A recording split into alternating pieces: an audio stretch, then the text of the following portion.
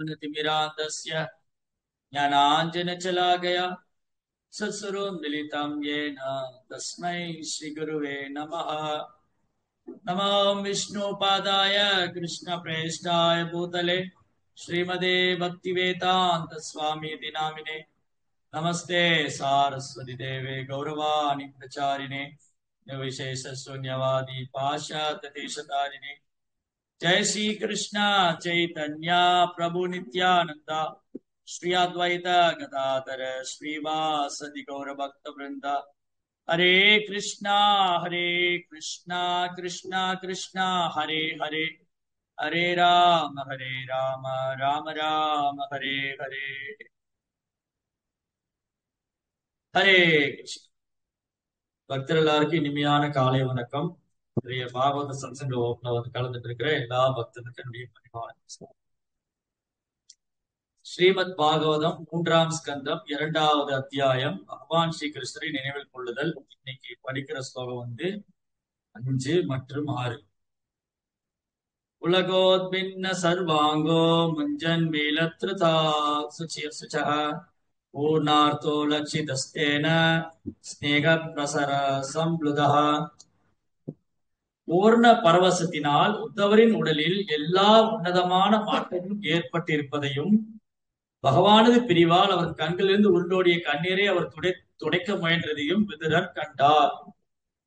இவ்வாறாக பகவானின் ஆழ்ந்த அன்பில் உத்தவர் முற்றிலும் ஒன்றி போயிருப்பதை விதுரரால் புரிந்து கொள்ள முடிந்தது. சனகைர் பகவல்லோகான் லோகம் புனராசுதः விஸ்ரும்ஜ நேத்ரே விதுரம் பிரீத்யாஹோத்தவ உத்மயன். விரைவில், அதாவது பகவானின் உலகிலிருந்து மனித உலகிற்கு வந்த மிகச்சிறந்த பக்தரான உத்தவர் கண்களை துடைத்துக் கொண்டவுடன் பழைய நினைவுகளை ஞாபகப்படுத்திக் கொண்டு விதுரரிடம் மகிழ்ச்சியாக பேசினார்.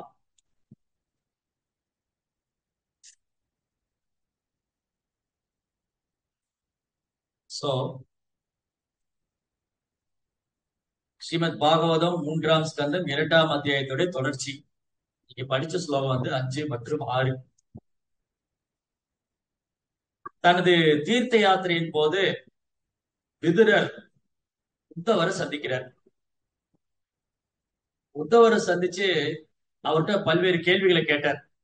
இதுதான் முந்தைய அத்தியாயம், விதுரரின் கேள்விகள். அந்த கேள்விகள்லாம் பகவான் ஸ்ரீ கிருஷ்ணரோடு சம்பந்தப்பட்டிருந்ததுனால உத்தவர் கண்ணுல இருந்து அப்படியே அருவி மாதிரி கண்ணீர் வந்தது. அவர் உடல் நடுங்கியது, உடல்ல மயக்குற்று எழுந்தது, தழுதழுத்தது. 8 விதமான மாற்றம் உத்தவருடைய உடல்ல 8 விதமான மாற்றங்கள் ஏற்பட்டதுக்கு அஷ்டசாத்விக பாவான் பேர். ஒரு பக்தியில மிக உன்னதமான தூய பக்தர், கிருஷ்ணர் மேல் உள்ள பிரேமத்துல, பகவான் மேல் உள்ள பிரேமத்துல, பிரேம பக்தியில இருக்கக்கூடிய பக்தர், பக்தியில பிரேமங்கிற நிலையில இருக்கக்கூடிய பக்தருடைய உடல்ல 8 விதமான மாற்றங்கள் ஏற்படும். அதுக்கு வந்து அஷ்ட சாத்விக பாவான் பேர். அது வந்து முந்தைய ஸ்லோகத்திலேயே பிரபுபார் சொல்லியிருந்தார் என்னெல்லாம் அது அப்படின்னு. 8 விதமான மாற்றங்கள் என்ன ஏற்படும். 8 விதமான பரவச நிலைகள். கண்கள் இருந்து அப்படியே கண்ணீர் உருண்டு ஓடுவது, உடல் நடுக்கம், உடல் வியர்த்து போறது, ஒரு மாதிரி பதட்டமா இருக்கிறது, அப்புறம் கண்ட்ரோல் பண்ண முடியாம அமைதி இல்லாம இருக்கிறது, தொண்டை அடைத்து விடுவது, இதெல்லாம் அடையாளம். உடல் மயக்குற்று எறிவது. பிரச்சனை என்னன்னா, இதை உணரக்கூடிய நிலையில நம்ம இல்லை. அப்புறம் எங்க வெளிப்படுத்துறது? உள்ள பக்தி இருந்தாதான் வெளியில வரும். உள்ள பக்தி இல்லாதவங்களால இதை வெளிப்படுத்த முடியாது.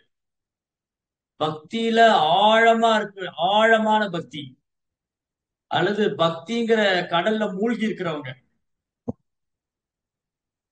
இவையெல்லாம் இங்க சொன்ன அஷ்ட சாத்விக பாவங்கிறது முத்துக்களை போல. முத்து வந்து கரையில கடற்கரையில நின்று வேடிக்கை பார்த்தா கிடைக்காது. இல்ல கடல்ல மேலோட்டமா நீந்தினா கிடைக்காது.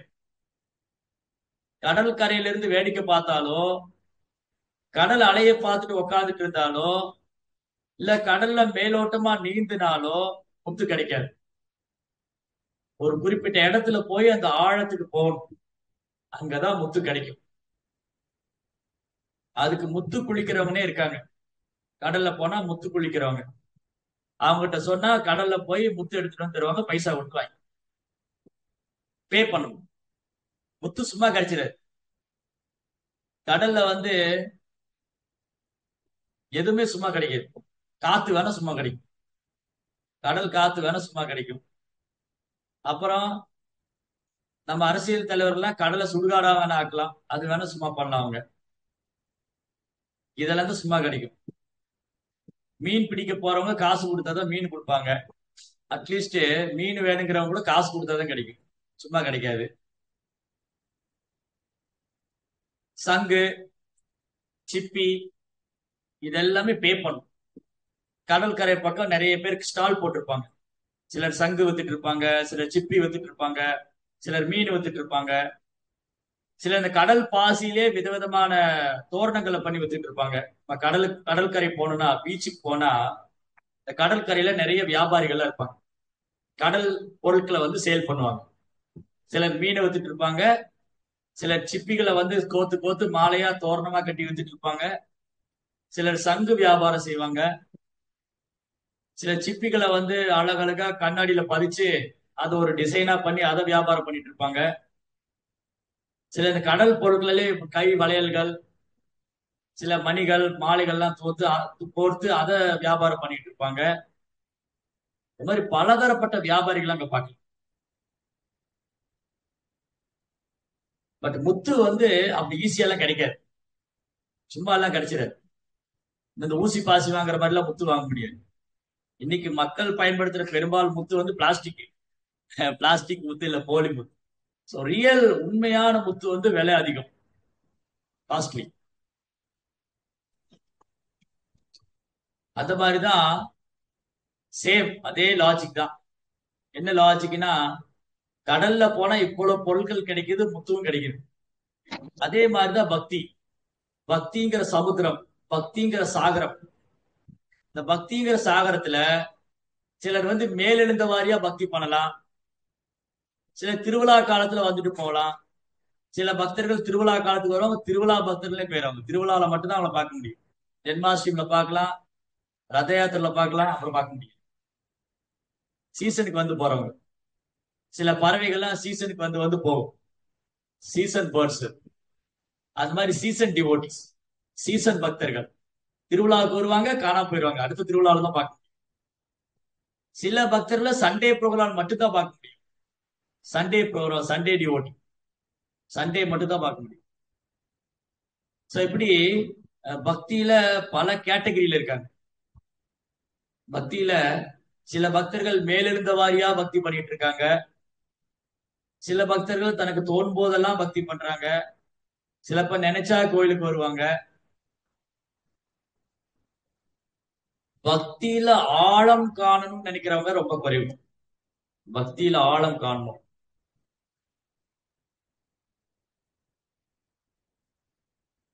பக்தியில ஆழம் காணணும்னா ஆழம் கண்டவரை போய் பார்க்கணும். பக்தியில ஆழம் காணணும்னா ஆழம் கண்டவர் இடத்துல போகணும். பக்தியில ஆழம் கண்டவர் யாரு? அவர் தான் ஆச்சாரியர். அவர் தான் ஆன்மீக குரு. ஆன்மீக குருவும் ஆச்சாரியரும் பக்தியின் ஆழம் கண்டவங்க. அவங்க கிட்ட போகணும். அவங்க கிட்ட போன உடனே இந்த பக்தியில ஆழம் கண்டு முத்தெடுத்தவங்க, கடல்ல ஆழம் கண்டு முத்தெடுத்தவங்க, அதே மாதிரி பக்தியில ஆழம் கண்டு முத்தெடுத்தவர்கள் ஆச்சாரியர்கள். அந்த முத்து தான் தூய பக்தி, பியோர் டிவோஷன். அந்த முத்து தான் கிருஷ்ண பிரேமம். எப்படி வந்து கடல்ல வந்து முத்து பெருசோ, அது மாதிரி பக்தியில உயர்ந்தது பிரேமம். முத்து வேணும்னா முத்து குளிக்கிறவட்ட போகணும். சும்மா கடற்கரையில உட்காந்துட்டு மீன் விற்கிறவங்க, சிப்பி விற்கிறவங்க எல்லாம் போனா கிடைக்காது. சிப்பி விற்கிறவங்க, சங்கு விற்கிறவங்க, பாசி விற்கிறவங்க, அவங்ககிட்ட எல்லாம் முத்து கிடைக்காது. முத்து வேணும் அப்படின்னு சொன்னா அந்த முத்து குளிக்கிற ஆள்கிட்ட போகணும் கடல்ல. அதே மாதிரி பக்திங்கிற விஷயம் ஒரு பெரிய சமுத்திரம், சாகரம். இத கரையில உக்காந்துட்டு வேடிக்கை பார்க்கறதல்ல பக்தி. ஆழத்துக்கு போகணும். அப்ப ஆழத்துக்கு போகணும்னா அந்த ஆழம் அறிந்த நபர்கிட்ட போகணும். அந்த ஆழம் அறிந்த நபர் கிருஷ்ண பக்திய நடைமுறையில பயிற்சி பண்ற பாகவதர், புஸ்தக பாகவதத்தை நடைமுறையில பயிற்சி பண்ற பக்தர் பாகவதர், அவர் ஆழம் அறிந்தவர். அவர்கிட்ட போய் வேடிக்கை பார்த்தா வேலையாகாது. என்ன பண்ணணும்? அவங்க சொல்றத ஃபாலோ பண்ணணும். அதுதான் சாதனா பக்தி. எனக்கு முத்து வேணும் அப்படின்னு சொன்னா நான் கொஞ்சம் பிரயத்தப்படணும். 5 ரூபா 10 ரூபா கொடுத்தா ஊசி பாசி எல்லாம் கிடைச்சிரும். கொஞ்சம் பணம் கூடுதலா கிடைச்சா சங்கு கிடைச்சிரும். அங்க யாருமே மீனை விரும்புவதில்லை. சங்கு விரும்பி போறவங்க, சாஸ்திரங்களை வேத சாஸ்திரங்களை பின்பற்றுறவங்க சங்கு விரும்பி போவாங்க, மற்ற பிற பொருட்களை விரும்பி போவாங்க, மீனை விரும்பி போக மாட்டாங்க. நாவினுடைய சுவைக்காக புலன்பு அனுபவிக்கிறவங்க தான் மீனை தேடி போவாங்க. அந்த மாதிரிதான் ஜட உலகத்துல பௌதிக ஆசை, புலன்ப விஷயம் அதை விரும்புறவங்க பேரளவு பக்தி பண்ணுவாங்க, பிற உயிரை கொண்டு சாப்பிட்டு. சோ கடல்ல போனா மீன் வாங்கி சாப்பிடுறவங்க இருக்காங்க. அதே மாதிரி பக்திங்கிற பேர்ல பிற உயிர்களை துன்புறுத்துறவங்களும் இருக்காங்க. சரி, அவங்கள விட்டுருவோம், அவங்க அறியாமையில் இருக்காங்க. அடுத்தது, கடல்ல முத்து தேடி போறான் இல்லையா, அவன் புத்திசாலி. கடல்ல முத்து தேடுறதை விட்டுட்டு இந்த சிப்பி, இந்த அழகு சாதனத்துல கவலைப்படுறவன் அவ்வளவு புத்திசாலி இல்லை. இல்லையா? கடற்கரையில போனா நல்ல அழகு சாதனம்லாம் நிறைய வச்சிருப்பாங்க. கண்ணாடியை சுத்தி நிறைய சிப்பிகள்லாம் ஒட்டி ஒட்டி ரொம்ப அழகா இருக்கும். அப்புறம் சில பாசிகளாலேயே தோரணம் எல்லாம் பண்ணி வச்சிருப்பாங்க. நிலவுல மாட்டுறது, ஸ்கிரீன் மாதிரி, சோ மெனி திங்ஸ் இருக்கு, சோ மெனி டெக்கரேஷன். நிறைய அழகுபடுத்தப்பட்ட சாதனங்களா வியாபாரம் பண்ணிட்டு இருப்பாங்க. அந்த மாதிரிதான் ஆன்மீக பாதையில பல்வேறு மார்க்கங்கள் இருக்கு. ஞான மார்க்கம், யோக மார்க்கம், கர்ம, அதாவது பலநோக்கு கர்மா. எனக்கு இந்த யாகம் பண்ண இந்த பலன் கிடைக்கும், இந்த பூஜை பண்ண இந்த பலன் கிடைக்கும், இந்த தேவதை வழிபட்டா இந்த பலன் கிடைக்கும், இந்த தன்வந்திரி வழிபட்டா இதாயிடும் அதாயிடும், சோ மெனி திங்ஸ். இதெல்லாம் கவரப்படாம யாரு புத்துகிட்ட கவரப்படுறாங்க? புத்து தான் எனக்கு வேணும், எனக்கு இதெல்லாம் வேண்டாம், எனக்கு சிப்பி வேண்டாம், அந்த அழகு சாதனம் வேண்டாம், அந்த டெக்கரேஷன் பண்ண கண்ணாடி வேண்டாம், எனக்கு ஒண்ணு வேண்டாம், முத்து தான் வேணும். அதுதான் கடல்ல விலை மதிக்க முடியாத பொருள். கடல்ல விலை மதிக்க முடியாத பொருள் முத்து. அந்த மாதிரிதான் பக்தி தொண்டு செய்யும் போது பல்வேறு விஷயங்களால கவரப்படலாம். புகழ் வேணும், பேர் வேணும், புகழ் வேணும், அது வேணும், இது வேணும், இல்ல எனக்கு புண்ணியம் வேணும், நான் பிறப்பு சோ மெனி திங்ஸ் இருக்கு. பட் இது எதுலையுமே நம்ம அட்ராக்ட் ஆகக்கூடாது. இது எதுலையுமே அட்ராக்ட் ஆகாம நம்ம பிரேமத்தை நோக்கி போகணும். பிரேமம் எப்படி கடல்ல முத்து உயர்ந்ததோ அது மாதிரி பக்தியில உயர்ந்தது பிரேமம். அந்த பிரேமத்தை நோக்கி போறவன் தான் புத்திசாலி. இந்த பிரேமத்தை நோக்கி போகாம வேறு ஏதேனும் விஷயத்துல கவரப்பட்டு விட்டால் அவனுடைய லட்சியம் பூர்த்தி அடையாம போயிடும். அதனால இந்த பக்தியில ரொம்ப உயர்ந்த நிலை பிரேமம். அந்த பிரேம பக்தி எனக்கு வேணும்னா நான் மகாஜனோ எனக்கு சம்பந்தா தூய பக்தர்கள் மகாஜனங்களுடைய அடிச்சுவட்டை பின்பற்றணும். மகாஜனங்களுடைய அடிச்சுவட்டை பின்பற்றணும். அப்ப அவங்க சில சட்டத்திட்டங்களை சொல்லி கொடுக்குறாங்க. ஓ, உனக்கு கிருஷ்ணன் மேல பிரேம வருமா, இதெல்லாம் பண்ணுங்க இல்லையா? முத்து கிடைக்கிறதுக்கு ரொம்ப பே பண்ணணும். சும்மா 5 ரூபா 10 ரூபா எல்லாம் கொடுத்தா முத்து கிடைச்சிடாரு. பிளாஸ்டிக் முத்து வேணா கிடைக்கும் 5 ரூபாய்க்கு 10 ரூபாய்க்கு. ஒரிஜினல் முத்து 5 ரூபாய்க்கு 10 ரூபாய்க்கு எல்லாம் கிடைக்காது. ஒரிஜினல் முத்துவோட காஸ்ட் என்ன தெரியுமா உங்களுக்கு? பேர்ஸ் இருக்குல்ல, ஒரிஜினல் பேர்ஸ் யாருக்கா தெரியுமா? உங்களுக்கு தெரியுமா? ஒரிஜினல் முத்துவோட வேலை தெரிஞ்சா சாட் பாக்ஸ்ல போடுங்க. நெட்ல பாக்குறீங்க? சரி பாருங்க. நெட்ல பார்க்கதான் முடியும், வாங்க முடியாது. வாங்கலாம், காசு அதிகமா கொடுத்து வாங்கணும். கடல்ல போனா அழகா அங்க இருக்கிற ஆள்கிட்ட சொன்னா அழகா எடுத்து கொடுத்துருவாங்க. அது நியாயமான விலை கொடுத்தாங்க இல்லையா? சோ கடலுக்கு கரைக்கு போறவங்க ஒரிஜினல் முத்துக்காக போகணும். டூப்ளிகேட் முத்துக்காக நான் எது கடற்கரைக்கு போகணும்? டூப்ளிகேட் முத்து வாங்குறது நான் கடற்கரை போக வேண்டிய அவசியமே இல்லையே, அது நம்ம ஊர் மார்க்கெட்லயே கிடைக்குங்க. அந்த மாதிரிதான் கிருஷ்ண பிரேமத்துக்காக தான் பக்தி தொண்டு பண்றது. பௌதிக லாபத்துக்காக, பேருக்காக, புகழுக்காக வந்து பக்தி தொண்டு பண்ண வேண்டிய அவசியமே இல்லையே.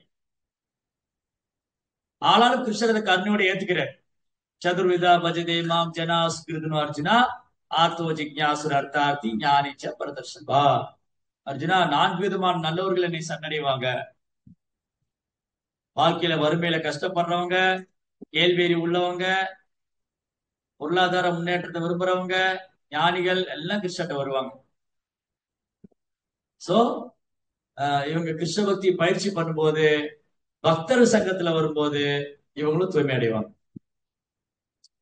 அது மாதிரி பக்தியினுடைய ஆழத்துக்கு போகணும். பிரேமம் தான் நம்ம கோல். நம்முடைய லட்சியம் வந்து கிருஷ்ண பிரேமம். இத ஒன்ன குறிக்கோளா வச்சுட்டு போயிட்டே இருக்கணும். வேற எந்த விஷயத்திலையும் கவர்ச்சி அடையவே கூடாது, கவரப்படவே கூடாது. அப்படி கவரப்பட்டுட்டோம், அது லட்சியம் போயிடும், அது மறந்துட வேண்டியதுதான். நேர போகணும். நேர கடல்ல நேரா போய் குத்து பிடிக்கிறவர் யாருன்னு பார்த்து விசாரி. அதை விட்டுட்டு இதோ இங்க ஒரு கடை இருக்கே, அங்க வழியில அழகா வச்சிருக்காங்களே, அந்த கடையில சங்கு அழகா இருக்கே, அந்த கடையில சிப்பி அழகா இருக்கே, போச்சு அவ்வளவு. இங்கேயே நின்று அங்க போக முடியாது. ஜெய ஜெகநாத் சுவாமி. சோ கிருஷ்ண பிரேமம் அது, அந்த கிருஷ்ண பிரேமத்துல இருக்கிற பக்தருடைய குணங்களை தான் இங்க வர்ணிச்சிருக்காங்க. உத்தவருடைய நிலை நம்மளால கற்பனை பண்ணி கூட பார்க்க முடியல, இப்படி எல்லாம் இருக்க முடியுமான்னு. ஏன்னா நம்ம பயிற்சி பண்ணக்கூடிய நிலையில இருக்கு. ஸ்டூடெண்ட் பக்தியில, கிருஷ்ண பக்தியில நம்ம மாணவர்களா இருக்கு. புரோபாட இயக்கத்துல நம்ம எல்லாரும் மாணவர்களா இருக்கும். சோ மாணவர் ஒரு நாள் ஆசிரியர் ஆகலாம், மாணவர் ஒரு நாள் ஆசிரியர்லாம் தகுதி அடையும் போது. ஆசிரியர் ஒரு நாள் பேராசிரியர் ஆகலாம், ஆசிரியர் ஒரு நாள் பேராசிரியர் ஆகலாம். அதே மாதிரிதான் சோ பக்தியில ஆரம்ப நிலை பக்தர்கள் சாதனா பக்தி செஞ்சு செஞ்சு அப்படி கிருஷ்ணர்களோட அன்பு வளர்த்துட்டு, அதுக்கப்புறம் அந்த அன்பு வாழ்ந்த இயல்பான பக்தர் ஆயிடுவார். அந்த இயல்பான பக்தியில அடுத்த கட்டத்துக்கு போகும்போது அவர்கிட்ட பிரேமம் வெளிப்பட ஆரம்பிக்கும். அதான் நேற்று பேசின வைத்திய பக்தி, ராகானுக பக்தி, பிரேம பக்தி. இந்த ஸ்டேஜ், இந்த பிரேம பக்திங்கிற தளத்துல, பிரேம பக்திங்கிற ஆழத்துக்கு நம்ம போகணும்னா நிறைய விஷயங்களை கடந்து போகணும். ஆதோ ஸ்ரத்தா. முதல்ல கடல்ல போனா முத்து கிடைக்கும் நம்பணும். கடல்ல முத்து எல்லாம் இருக்காதுங்க, போச்சா, ஆரம்பமே போச்சு. கடல்லையாவது முத்தாவது, அதெல்லாம் எடுக்க முடியாதுங்க, அதெல்லாம் நடக்காதுங்க, அதெல்லாம் கிடைக்காதுங்க. நடக்காது, கிடைக்காது, முடியாது, இது இருக்கவே கூடாது. நான்லாம் எங்கெங்க பக்தி பண்றது, அது எங்களாலாம் முடியாதுங்க, உங்களாலதான் முடியுங்க, நீங்க எல்லாம் கோயில் இருக்கிறீங்க, நான்லாம் குடும்பஸ்தனா இருக்கிறேங்க, போச்சா. சோ முதல்ல நம்ம மேல நம்பிக்கை இல்லை. நான் வந்து இந்த மனித வாழ்க்கைய கிருஷ்ண பக்தி பண்ண முடியும், அதுக்குதான் இந்த மனித வாழ்க்கையில முதல்ல நம்பணும். ஆதோ ஸ்ரத்தா, முதல்ல நம்பிக்கை. நான் கிருஷ்ண பக்தி பண்ணணும், எனக்கு இந்த மனித வாழ்க்கை கொடுத்ததே பகவானை அடையிறதுக்கு தான். சாஸ்திரம் அதான் சொல்லுது, அரிது அரிது மானிடராய் பிறத்தது துர்லபம் மானச ஜென்மம். கிடைத்தற்கு அரிதான மனித வாழ்க்கையை நான் வீணாக்கி கூடாது, கிடைத்தற்கு அரிதான மனித வாழ்க்கைய நான் வீணாக்கி கூடாது, அது கிருஷ்ணர் அடையிறதுக்கு தான். ஆதோ ஸ்ரத்தா. சரிங்க, எனக்கு நம்பிக்கை இருக்கு கிருஷ்ணர்ட்ட போகணும்னு. அது என்ன பண்றது அடுத்தது? தத சாது சங்கா. அந்த நம்பிக்கை எப்போ வலுப்பெறும், நம்பிக்கை எப்போ அடுத்த கட்டத்துக்கு போகும்? சாது சங்கத்துல வரும். சாது சங்கா. அப்புறம் சாது சங்கத்துல வந்து என்ன பண்றது? ஊர்க்கதை பேசுறது இல்ல. சாதுவா உட்காருங்க, நீங்க எந்த கட்சிக்கு ஓட்டு போடுவீங்க, எந்த அரசியல் தலைவர் வருவாரு, எந்த சினிமா நடிகர் என்ன ஆனாரு, நோ. சாது சங்கம்னாலே இங்கதான் விதுரரும் இந்த ஒரு மாதிரி, பரீட்சித்தும் சுகதே கோசாய் மாதிரி, சூத கோசாமி சவுனகாதி ரிஷிகள் மாதிரி, ரோபார ஒரு சீடர்கள் மாதிரி, எப்பவுமே பகவத் விஷயங்களை பத்தியே பேச, எப்பவுமே பகவத் விஷயத்தை பேசணும். அப்புறம் சாது என்ன பண்றாருன்னு பாக்க. முதல்ல ஃபர்ஸ்ட் என்னது? ஆதோ ஸ்ரத்தா நம்பிக்கை. இந்த நம்பிக்கை எப்போ வலுப்பெறும்? பக்தர் சங்கத்துல வரும்போது. அதான் சாது சங்கம். சாது சங்கத்துல வந்தா சாது என்ன பண்றாருன்னு பாக்கணும். சாது என்ன பண்றாரு? சததம் கீர்த்தயந்தோ மாம் யதந்தஸ்ய திடப்ரதா நமஸ்யந்தஸ்ய மாம் பக்த்யா நிக்தயுக்தோபாசதே. ஒரு உண்மையான சாது எப்போதும் கிருஷ்ணனுடைய புகழ் பாடிட்டு சததம் கீர்த்தயந்தோ மாம். கிருஷ்ணனுடைய புகழை பாடிட்டு இருக்காரு, தன் புகழ் பாட மாட்டாரு. நாங்கெல்லாம் அந்த காலத்துல அந்த ஆசிரமத்துல இருக்கையில, நாங்கெல்லாம் அந்த காலத்துல அந்த இஸ்கான்ல இருக்கையில, நாங்கெல்லாம் அந்த காலத்துல அப்படி இருக்கையில, நாங்கெல்லாம் அந்த இதெல்லாம் நோ, நோ, கிடையாது. எப்பவுமே கிருஷ்ணனுடைய புகழ் பாடிட்டு சததம் கீர்த்தயந்தோ மாம் எதந்தச திடபிரதா, உறுதியான மனதோட, எந்த சூழலில் பிறழாது மனம். பிரபுபாதர் மாதிரி, ஆச்சாரியர்கள் மாதிரி, குருமார்கள் மாதிரி எந்த சூழல் வந்தாலும் பிறழாது மனம். நமஸ்யன் தஸ்யமாம், எப்போதும் பகவானுக்கு வந்து நமஸ்காரம் செய்து நமஸ்யன் தஸ்யமாம் பக்தியா நித்தியுக்தோபாசதை, எப்போதும் பகவான் வழிபாடு பண்ணிட்டே இருக்கு. இது வந்து என்ன ஆகும்? இது சாதுட்டு இருந்து கத்துக்கணும். பாருங்க, இவங்க ஹரே கிருஷ்ணா ஜெபம் பண்றாங்க, எப்போ கிருஷ்ணர் புகழ் பாடிட்டு இருக்காங்க, கிருஷ்ணரை வழிபடுறாங்க. ஓகே, நாமளும் செய்யணும். இதைத்தான் நாமளும் செய்யணும். சோ ஃபர்ஸ்ட் ஆதோ ஸ்ரத்தா, முதல்ல நம்பிக்கை. அது நம்பிக்கை எப்போ வலுப்பெறும்? சாது சங்கா, பக்தர் சங்கம். மூணாவது அத பஜன கிரியா. பஜனை கிரியா பண்ண ஆரம்பிக்கணும். எங்க பஜனை கிரியா எங்க இருந்து தொடங்குது? ஸ்ரவணம் கீர்த்தனம் விஷ்ணு ஸ்மரணம், பகவானை பற்றி கேட்பதும் பாடுவதிலும் தொடங்கும். சரி, இந்த பஜனை கிரியா பண்ண ஆரம்பிச்சா என்ன ஆகும்? பஜனை கிரியா பண்ண ஆரம்பிச்சா, பக்தி தொண்டு செய்ய ஆரம்பிச்சா அனர்த்தங்கள்லாம் போகும். அனர்த்த நிவர்த்திச்சா, அனர்த்தம் உள்ளுக்குள்ள நிறைய அனர்த்தம் இருக்கு. வாழ்க்கை பூரா அனர்த்தம் தான். நம்மவே நாமளே இந்த அனர்த்தத்தோடைய உருவம் தான். சரீரா அவித்யாச்சார், இந்த ஜட உலகம் அறியாமின், ஜட உடல், ஜட உடல் அறியாமின் மொத்த வடிவம். அப்புறம் உள்ள அனர்த்தம். அனர்த்தம்னா என்னது? தேவையில்லாத விஷயம். அனர்த்தம்னா என்னது? தேவையில்லாத. என்னெல்லாம் தேவையில்லை? எதெல்லாம் கிருஷ்ணகிட்ட போவது தடையா இருக்கு? பொய்யங்காரம், கர்வம், ஆகந்தை, ஆணவம், பேராசி, பொறாமை, காமம், கோபம், சோம்பேறித்தனம், இதெல்லாம் அனர்த்தம். அனர்த்த நிவர்த்திச்சா. சோ ஃபர்ஸ்ட் என்னது? ஆதோ ஸ்ரத்தா நம்பிக்கை. ரெண்டாவது, நம்பிக்கை எப்போ வலுப்பெறுது? சாதுக்கள் சங்கத்துல வரும்போது. சாதுக்கள் சங்கத்துல வந்தா என்ன பண்ணணும்? பக்தி தொண்டை பயிற்சி பண்றோம். ஹரே கிருஷ்ணா ஜெபம் பண்ணாரு, ஹரே கிருஷ்ணா ஹரே கிருஷ்ணா கிருஷ்ண கிருஷ்ணா ஹரே ஹரே, ஹரே ராம் ஹரே ராம் ராம ராம் ஹரே, ஜெபம் பண்ணாரு. அதுக்கப்புறம் என்ன ஆகுது? பக்தி தொண்டு பிராக்டிஸ் பண்ண ஆரம்பிச்ச உடனே, பகவானை பற்றி கேட்க ஆரம்பிக்கணும், ஜபிக்க ஆரம்பிச்ச உடனே அனர்த்தங்கள்லாம் போக ஆரம்பிக்குது. இந்த அனர்த்தங்கள் போனாதான் என்ன ஆகும்? அனர்த்தங்கள் போனாதான் நிஷ்டா, உறுதி, திடப்பிரதா, உறுதியான மனது. இப்ப ஏன் மனது உறுதியா இல்ல? இப்ப ஏன் நமக்கு கிருஷ்ண பக்தியில மனது உறுதியா இல்ல? அனர்த்தங்கள் இன்னும் போகல. ஏன் அனர்த்தங்கள் இன்னும் போகல? கிருஷ்ண பக்தி ஒழுங்கா பண்ணல. ஏன் கிருஷ்ண பக்தி ஒழுங்கா பண்ணல? சாதுக்கள் சங்கத்தை ஒழுங்கா எடுத்துக்கல. ஏன் சாது சங்கத்தை ஒழுங்கா எடுத்துக்கல? இதுல உண்மையா நம்பிக்கை இல்லை. இதுதான் பிரச்சனை. அப்புறம் எங்க பிரேமத்தை பத்தி எல்லாம் பேசுறது?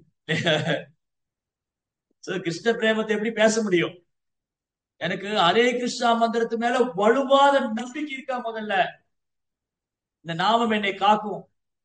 நாமம் அனைத்தும் பகவானை, நாமம் என்னை காக்கும். பகவான் நாமம் அனைத்தும் தரும். பகவான் அவர் நாமத்தில் இருக்காரு. அவருக்கு நாமத்துக்கு எந்த ஒரு வித்தியாசம் கிடையாது. இந்த வலுவான, உறுதியான, திடமான நம்பிக்கை நமக்கு இருக்கா? எல்லாரும் கேள்வி கேட்கணும். நமக்குள்ளே கேள்வி கேட்டுக்கணும். இந்த கேள்வி நம்ம எல்லாரும் நமக்குள்ளே இந்த கேள்வி கேட்கணும். எனக்கு வந்து ஹரே கிருஷ்ணா மந்திரத்துல வலுவாத, உறுதியான, திடமான நம்பிக்கை இருக்கா? அந்த நம்பிக்கை இருந்தா நான் எதை கண்டு பயக்க மாட்டேன். எனக்கு ஹரே கிருஷ்ணா மந்திரத்துல, பகவானுடைய புனித நாமத்துல வலுவாத, திடமான, உறுதியான நம்பிக்கை இருந்தா நான் கிரகத்தை கண்டு பயந்துக்க மாட்டேன். நான் எந்த கிரகத்தை கண்டு பயந்துக்க மாட்டேன். அப்புறம் எந்த நேரத்தை கண்டு பயந்துக்கு, இது நல்ல நேரம், கெட்ட நேரம், இன்னைக்கு நேரம் சரியில்லை, எனக்கு கிரகம் சரியில்லை, எனக்கு ஜோசியம் சரியில்லை, நோ. எதை பத்தி கவலைப்படும். ஏன்னா நாமம் என்னை, பகவான் நாமம் என்னை காக்கும். அந்த நம்பிக்கை நம்ம கிட்ட இருக்கா முதல்ல ஃபர்ஸ்ட். அந்த நம்பிக்கை வரணுமா? அந்த மாதிரி நம்பிக்கை இருக்கிற பக்தரோட சங்கம், பக்தியில உறுதியா இருக்கிற பக்தருடைய சங்கம், தூய பக்தரின் சங்கம். அது வந்தாதான் அந்த நாமத்துல வந்து தொடர்ந்து பண்ணணுங்கிற வைராக்கியம் வரும், கூடுதலா பண்ணணுங்கிற வைராக்கியம் வரும். இதெல்லாம் பண்ணும்போது அனர்த்தங்கள்லாம் போக ஆரம்பிக்கும். அனர்த்தங்கள் போனாதான் உறுதியாகும் கிருஷ்ணனோட. ஏன் ஏன் நிறைய பேர் பக்தர்கள் வர்றாங்க போறாங்க. சில பக்தர்கள் வருவாங்க போவாங்க, சிலர் கொஞ்ச காலம் இருப்பாங்க போயிடுவாங்க, சிலர் இருப்பாங்க உற்சாகம் இல்லாம இருப்பாங்க, இருக்கிறாங்க ஏனோதான் பண்றாங்க. ஏன் இதெல்லாம் நடக்குதுன்னா உறுதியா நிஷ்டா, firm faith. நிஷ்டா மீன்ஸ் firm faith, விவசாய ஆத்மிகா புத்தி, அன்பிளிச்சிங் faith, அசைக்க முடியாத நம்பிக்கை. அந்த பக்தரை யாராலும் எதுவும் செய்ய முடியாது. என்ன சொன்னாலும் அவர் பக்தி பாதை விட்டு விலக மாட்டார். அதுதான் firm faith, unflinching faith, விவசாய ஆத்மிகா புத்தி, உறுதியான திட்டமான நம்பிக்கை. இந்த உறுதியான திட்டமான நம்பிக்கை வரும்போது என்ன ஆகும்? அடுத்தது ருச்சி, டேஸ்ட் வரும். அவரால் ஹரே கிருஷ்ணா மந்திரம் சொல்லாம இருக்க முடியாது, கிருஷ்ணருக்கு சேவை பண்ணாம இருக்க முடியாது, பக்தர் சங்கத்துக்கு வராம இருக்க முடியாது, பிரசாதம் இல்லாம வேற எதுவும் சாப்பிடறதுக்கு மனசு ஒத்துக்காது. டேஸ்ட், ருச்சி. ஆதோ ஸ்ரத்தா தது சாது சங்கா அத பஜனை கிரியா அனத்திரிச்சா நிஷ்டா ருச்சி, தென் ஆசக்தி. அப்படி பகவான் மேல ஈர்ப்பு ஏற்படும். பகவான் மேல ஈர்ப்பு, பக்தி தொண்டு மேல ஈர்ப்பு, நாமத்துல ஈர்ப்பு, ஆசக்தி. அது அப்படியே பாவமா மாறும். பாவம், பாவம்னா என்னது? உடல் சார்ந்த விஷயங்கள்ல கவனமே இருக்காது. புற உடல், இந்த இந்த உடல், இந்த புற உலகம், இந்த இந்த ஜட உலகம், இந்த ஜட உடல், இது சார்ந்த எந்த ஒரு பாதிப்பும் ஒருத்தர் இருக்காது. அது பாவா ஸ்டேஜ். அதுக்கப்புறம் அதுக்கப்புறம் தான் பிரேமம். இங்க இன்னும் நிஷ்டாவே இல்லை, அப்புறம் எங்க ருச்சி, ஆசக்தி, பாவா, பிரேமா? ஆசக்தினா ஈர்ப்பு, அட்ராக்ஷன், அட்ராக்ஷன். சோ பாருங்க எவ்வளவு ஆழத்துக்கு போக வேண்டியது இருக்கு. நம்ம இன்னும் கரையில நின்று வேடிக்கை பார்த்துட்டு இருக்கோம். கடல்ல ஆழத்துல முத்து இருக்கு, நம்ம கரையில நின்று வேடிக்கை பார்த்துட்டு இருக்கிறோம். சிலர் கரையில நின்று வேடிக்கை பார்த்துட்டு இருக்கிறோம், சிலர் கரைக்கு மேல கடல்ல மேலோட்டமா நீந்திக்கிட்டு இருக்கிறோம், சிலர் அலை மேல போய் விளையாடிட்டு இருக்கிறோம். சிலர் என்ன பண்றாங்க? சிலர் பக்திய வெளியில இருந்து வேடிக்கை பார்க்கறாங்க, சிலர் பக்திய மேலோட்டமா பண்றாங்க, சிலர் பக்திய விளையாட்டா பண்றாங்க. இந்த பக்தியை கவனமா ஆழத்துல போகணும்னு நினைச்சா ஆழத்து. அதுதான் பாயிண்ட். சோ பிரேமாங்கிறது ஆழம், இன்னும் போகணும், ஆழம் போகணும், கடக்கணும், கடந்து இதெல்லாம் கடந்து போகணும், அனர்த்தங்கள் எல்லாம் கடந்து போகணும். அப்பதான் பிரேமாங்கிற இடத்துக்கு போகணும்.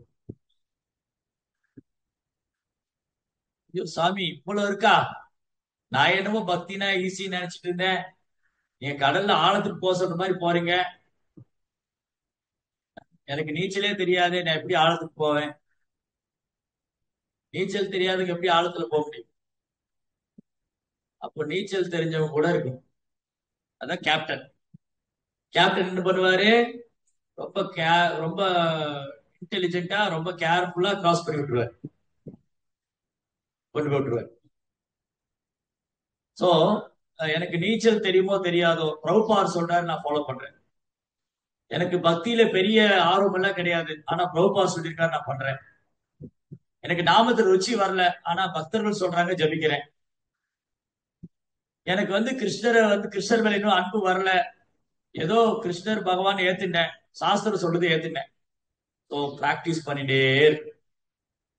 சாது சாஸ்திரா குரு, ஹரி குரு வைஷ்ணவன், அப்படியே அப்படி ஃபாலோ பண்ணிட்டே இருக்குச்சு. அப்படியே நம்ம ஆழத்துல போயிட்டே இருப்போம். அப்புறம் ஒரு நாள் பார்த்தா ரொம்ப ஆழத்துல போயிடும். அப்ப பயந்துக்க வேண்டாமே. ஏன் பயந்துக்கணும்? நான் வந்து இந்த பிறவில கிருஷ்ண பக்தியில பக்குவம் ஆவனா ஆமாட்டேனா, எனக்கு பிரேமம் கிடைக்குமா கிடைக்காதா, வித்தவுட் டவுட், சந்தேகமே வேண்டாம். நம்ம பிரபுபாது சொல்லி கொடுத்தத அப்படியே கண்ணை மூடிட்டு பண்ணிட்டு இருக்கு. அப்புறம் என்ன ஆகும்? குருவுடைய கருணையால பிரேமம் கிடைக்கும். அது இந்த பிறவிலையும் கிடைக்கலாம், இல்ல பல ஜென்மங்களாகலாம். அதை பத்தி கவலைப்பட வேண்டியதே இல்லை. ஏன்னா நான் சரியான பாதையில இருக்கேன். சரியான பாதையில் இருக்கிறதுனால நான் இந்த உடலை விட்டா கிருஷ்ணாட்ட போயிட்டு, இந்த உடலை விடும் போது நான் கிருஷ்ணரை நினைக்கணும். அந்த நினைவு ஸ்மரணம், ஸ்மரணத்தை அதிகரிக்கிறது தான் இந்த வேலையெல்லாம். பாகவதம் படிக்கிறது, பாகவதம் கேட்கறது, நாம ஜபிக்கிறது, பகவான் எல்லாம் ஸ்மரணத்தை இன்க்ரீஸ் பண்ணும். ஸ்மரணம் இங்க உத்தவர் வந்து ஸ்மரணத்துல இருக்காரு. அதனால உத்தவர் வந்து ஸ்மரணத்துல இருக்கிறதுனால அவரால் கிருஷ்ணோட லீலைகளை நினைவில் கொள்ள முடியும். ஸ்பெஷல்.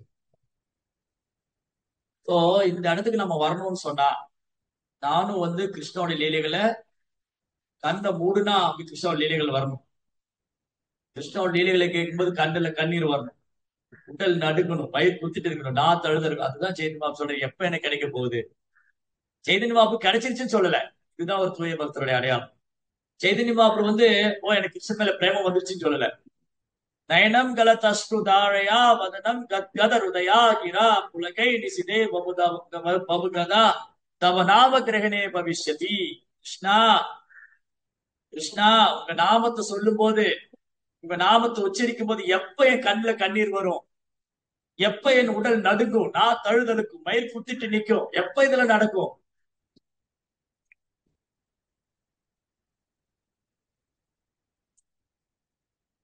எப்ப நடக்கும் இது? சைதன்ய வேண்ட பகவான்கிட்ட வேண்டிக்கிறார், எப்ப இது எனக்கு கிடைக்க போகுது? இதுதான் நம்ம பகவான்கிட்ட பிரார்த்தனை பண்ணணும். பகவானி நாமத்தை சொல்லும் போது, ஓ நாம பிரபு, ஓ ஹரிநாம் பிரபு, ஓ நாம பிரபு, எப்போ உங்க நாமத்தை சொல்லும்போது எனக்கு ருச்சி வரும், இந்த நாமத்து மேல எனக்கு எப்ப வலுவாத நம்பிக்கை விசுவாசம் பிறக்கும், எனக்கு எப்ப இதெல்லாம் கிடைக்க போகுது, எனக்கு எப்போ உங்க மேல அன்பு வரப்போகுது. இப்ப நம்ம இதயம் வந்து வறண்ட பாலைவனம் ஆயிடுச்சு. வறண்ட பாலைவனம், இத வந்து சோலைவனமா மாத்தணும். அது அவ்வளவு சாதாரண விஷயம் இல்ல. ஒரு காலத்துல வந்து துபாய், பஹ்ரைன் இந்த இடம்லாம் வறண்ட பாலைவனம். இன்னைக்கு பாருங்க, இந்த அரசாங்கம் பெரும் முயற்சி எடுத்து அதை அப்படி சோலைவனமா மாத்திட்டு வர்றாங்க.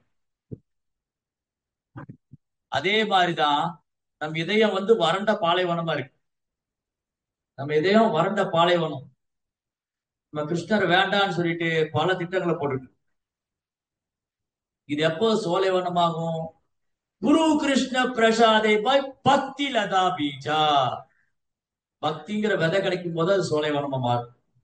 வெறுமனே விதை கிடைச்சிரும், விதையை தூவிட்டு போயிடுவாங்க. குரு கிருஷ்ணா விதையை தூவிடுறாரு, அதுக்கப்புறம் என்ன பண்ணணுங்கிறத அடுத்து பிரபுபா சொல்றாரு. பெரிய லிஸ்டே கொடுத்துருக்காரு சைத்தன்ய சரிதாமிரதம். சைதன்ய மகாபிரபு ரூப கோஸ்வாமி சொல்றாரு, பக்தி கொடி எப்படி வளர்க்கணும். அந்த விதைக்கு நீர் ஊற்றணும், அதுக்கு உரம் போடணும், அதுக்கப்புறம் அதை பராமரிக்கணும், அந்த களை பறிக்கணும், அதை பாதுகாக்கணும், அதுக்கு வேலி போடணும், அது ஒரு மரத்து மேல படரணும், அப்படி படர்ந்து வளர்ந்து வளர்ந்து அது பழங்களை கொடுக்கும். அதே மாதிரிதான் நமக்கு கிடைச்சிக்கிற விதை, பக்திங்கிற விதை பிரபுபாடைய கருணையால, குருவுடைய கருணையால, கிருஷ்ணனுடைய கருணையால கிடைச்சிருக்கு. அதுக்கு நீர் ஊட்டுறதா ஹரே கிருஷ்ணா ஹரே கிருஷ்ணா கிருஷ்ண கிருஷ்ணா ஹரே ஹரே, ஹரே ராம ஹரே ராம ராம ராம ஹரே. நாம ஜெபம் பண்றது, பாகவதம் படிக்கிறது, பாகவதம் கேட்கறது, பக்தருக்கு சேவை பண்றது, இதெல்லாம் பண்ணும். அப்புறம் அனர்த்தங்களை தவிர்க்கணும், அபராதங்களை தவிர்க்கணும், இந்த கலைகளை பிடிக்க இருக்கிறது. இந்த கலைகள் இருக்கிற வரைக்கும் நமக்கு என்ன வராது? அனர்த்தத்துக்கு அடுத்த ஸ்டேஜ் என்னது? நிஷ்டா. நிஷ்டானா உறுதி, வலுவாத நம்பிக்கை, உறுதி. இது அனர்த்தங்கள் போனதான் வரும். பிரபுபாத புஸ்தகம் படிக்கணும், பக்தர்களுக்கு சேவை பண்ணணும், அப்பதான் உறுதியா அந்த அந்த கொடி வந்து நல்லா வேரூன்றி நிற்கும். அந்த கொடி நல்லா வேரூன்றி நின்றதுக்கு அப்புறம் வளர்ந்து வளர்ந்து வளர்ந்து படர்ந்து படர்ந்து அதுக்கு வேலியெல்லாம் போட்டு பக்தர் சங்கத்துல வந்து நம்முடைய பக்தியை நம்ம பாதுகாக்கணும்னா பக்தர் சங்கம் ரொம்ப ரொம்ப அவசியம். பக்தர் சங்கத்துல இருந்து அந்த கொடி பகவானுடைய தாமரை பார்த்து போய் படர்ந்து அப்படி பழங்கள் கிருஷ்ண பிரேமங்கிற பழங்களை அந்த தோட்டக்காரர் அந்த பழத்தை அனுபவிப்பார். ஒரு விதை போட்ட தோட்டக்காரரு விதை போட்டோடனே இந்த பழத்தை அனுபவிக்க முடியாது. விதை போட்டு அந்த பழம் ஆகிறதுக்குள்ள இவ்வளவு ப்ராசஸ் இருக்கு. விதை போடணும், தண்ணி ஊத்தணும், களை பறிக்கணும், வேலி போடணும், அப்புறம் அது மரத்துல போய் படரணும், அதுக்கப்புறம் அது பழம் அது வளர்ந்து வளர்ந்து பழம் கொடுக்கும். அது வரைக்கும் பொறுமையா இருக்கும். அதே மாதிரிதான் இந்த கிருஷ்ண பக்திங்கிறது. கிருஷ்ண பக்திங்கிற கொடி, பக்திங்கிற கொடி அது நல்ல நாம ஜெபம் பண்ணி வைஷ்ணவர்களா சேவை செஞ்சு பக்தர் சங்கத்துல இருந்து அனர்த்தங்களா தவிர்த்து அந்த கொடி வளர்ந்து பகவானை பாதத்தை அடைந்து அங்க பழங்களை கொடுக்காரு. அதான் கிருஷ்ண பிரேமங்கிற பழம். சோ இந்த அபராதங்கள் இருக்கிற வரைக்கும் கிடைக்காது. அபராதம் செஞ்சா தன் பக்தரா இருந்தா கூட பகவான் பண்ணிக்க மாட்டார். அபராதம் செஞ்சா உடனே கண்டிப்பார் பகவான். Immediate action. அபராதம் பண்ணா உடனே பனிஷ்மெண்ட். பக்தர்களுக்கு பக்தர்கள் மத்தியில சேவை பண்ணும்போது ஏதாவது நமக்கு என்ன பிரச்சனைனா, நம்முடைய ப்ராப்ளம் என்னன்னா குற்றங்களையும் குறைகளையுமே கண்டு பழகிடும். நல்ல விஷயங்களே கண்ணுல படாது. எல்லாம் குற்றம் குறை. அவர் அப்படி இவர் இப்படி அதையா அப்படி பண்ற, இதே கோயிலே எப்படி பண்றாங்க, கோயிலே அதை செய்யறாங்க. இமீடியட்டா பகவான் கொட்டுவார். இதை பார்க்கவா நீ வந்த? நீ எது கோயிலுக்கு வந்த? என்ன தரிசனம் பண்ணியா? தரிசனம் பண்ண. பிரசாதம் சாப்பிட்டியா? சாப்பிட்டு. சத்சங்கத்துல வந்தியா? கிளாஸ் கேட்டியா? இது நடைமுறையில எப்படி பயிற்சி. அதை விட்டு அவர் என்ன பண்றாரு, இவர் என்ன பண்றாரு, அந்த பக்தர் என்ன பண்றாரு, இந்த பக்தர் அவரே அப்படி பேசினாரு, இவரை எப்படி அலங்காரம் பண்ணிருக்காரு. நோ. இத பார்த்து பார்த்தே பழகிட்டு. சோ இங்க 5000 வருஷத்துக்கு முன்னாடி உத்தவருடைய பாவம் சொல்லியிருக்கு. புத்தவர் இந்த மாதிரி கிருஷ்ணன் மேல பிரேமத்தை வெளிப்படுத்தினார். 500 வருஷத்துக்கு முன்னாடி இந்த பூமியில சைதன்ய மகாபிரபு வெளிப்படுத்தினார். சைதன்ய மகாபிரபு மிக பிரியமான பக்தர்கள் வெளிப்படுத்தினாங்க. அதுல ஒருத்தர் புண்டரீக் வித்யாநிதி. புண்டரீக் வித்யாநிதி சைதன்ய மகாபிரபு அவர் மேல ரொம்ப அன்பு இருக்கு. ஏன்னா புண்டரீக் வித்யாநிதி யாரு? அவர் ரிஷபானு மகராஜ். கிருஷ்ணலீலையில கிருஷ்ணலீலையில யாரு ரிஷபானு மகராஜரா வந்தாரோ அவர் சைதன்ய மகாபிரபுல புண்டரீக் வித்யாநிதி வந்திருக்கு. ஒரு நாள் சைதன்ய மகாபிரபு அப்படி கீர்த்தனை பாடிட்டே போனார். ஹரே கிருஷ்ணா ஹரே கிருஷ்ணா கிருஷ்ணா கிருஷ்ணா ஹரே ஹரே ஹரே ராமா ஹரே ராமா ராம ராமா ஹரே ஹரே. திடீர்னு இடையில புண்டரீகா புண்டரீகான்னு சொல்ற. பக்தர்கள் எல்லாம் பாக்குறாங்க, என்னது திடீர்னு இன்னைக்கு மகாபிரபு புண்டரீகா புண்டரீகான்னு சொல்றாரு. ஒருவேளை அவர் பகவான தான் சொல்றாரு. ஏன்னா பகவானுக்கு இன்னொரு பேர் புண்டரீகாட்சன்.